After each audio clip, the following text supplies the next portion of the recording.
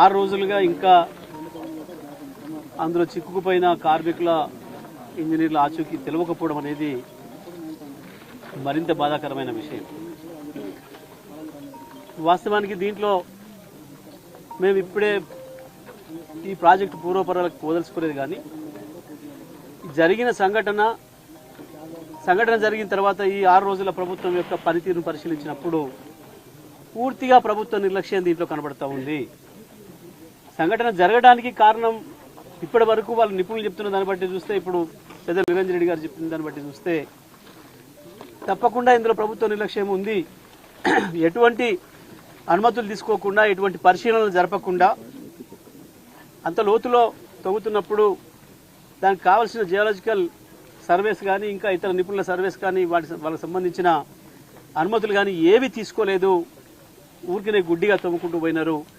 ఎవరి ఒత్తిడి వల్లనో ఇది జరిగింది, ఇది సాధారణంగా జరిగే పని కాదు, ఇది ఎవరో ఒకరి ఒత్తిడి వల్ల జరిగింది అనేది అక్కడ వాళ్ళు మాట్లాడుతున్న దాన్ని బట్టి మనకు అర్థమవుతున్న విషయం.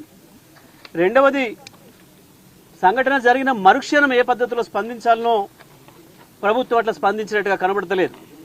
ఇప్పుడు మేము హరీష్ రావు గారు మేమందరం వెళ్ళినప్పుడు అక్కడ ఉన్న చాలా మందితోని ఇంతసేపు మాట్లాడడం జరిగింది. హరీష్ రావు గారు ప్రతి ఒక్కరితో కూడా ఇంటరాక్ట్ అయినారు.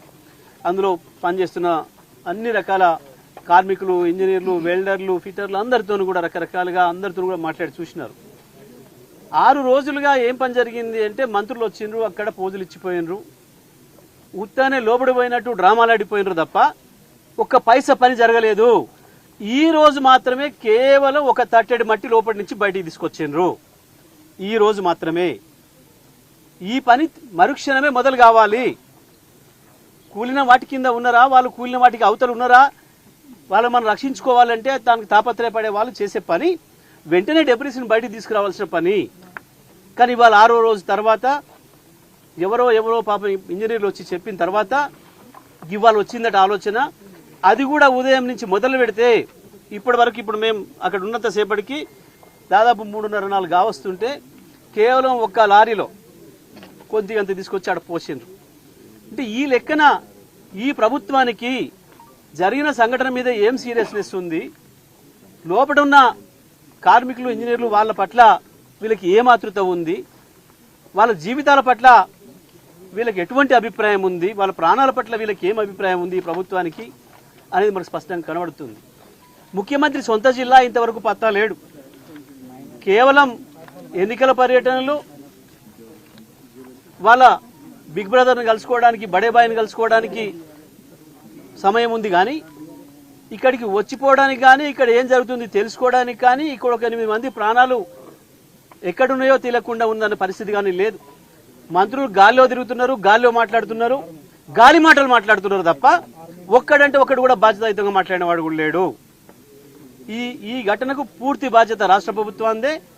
ఈ గత 6 రోజులుగా జరుగుతున్న నిర్లక్ష్యానికి కూడా కారణం ఈ ప్రభుత్వానిదే. మేము దీన్ని తీవ్రంగా ఖండిస్తున్నాం. బీఆర్ఎస్ పార్టీగా మేము గత 6 రోజులుగా సమయం పాటించి ఉన్నాం. మేము అక్కడికి వెళ్తే అక్కడేమన్నా ఇబ్బంది జరుగుతుందని చెప్పి అంటారేమో, వీళ్ళు మేము చేసే పనులకు ఆటంకాలు జరుగుతాయని అంటారేమో అని చెప్పి హరీష్ రావు గారు కావచ్చు, కేటీఆర్ గారు కావచ్చు, కేసీఆర్ గారి ఆదేశాల మేరకు మీరు ఉండండి, తొందరపడి మనం పోయే పని లేదు, ప్రభుత్వాన్ని చేయనియండి అని చెప్పి చూస్తే 6 రోజులు చూసినా కూడా ఇవాళ ఒక్క నిమిషం ఒక పని కూడా జరగలేదు. మేము తప్పకుండా దీన్ని చూడాలని ఈరోజు రావడం జరిగింది. జరిగిన సంఘటన పట్ల రాష్ట్ర ప్రభుత్వం యొక్క స్పందన సరిగ్గా లేదు అనేది ఇవాళ మా అభిప్రాయంగా మేము తెలియజేస్తా ఉన్నాం.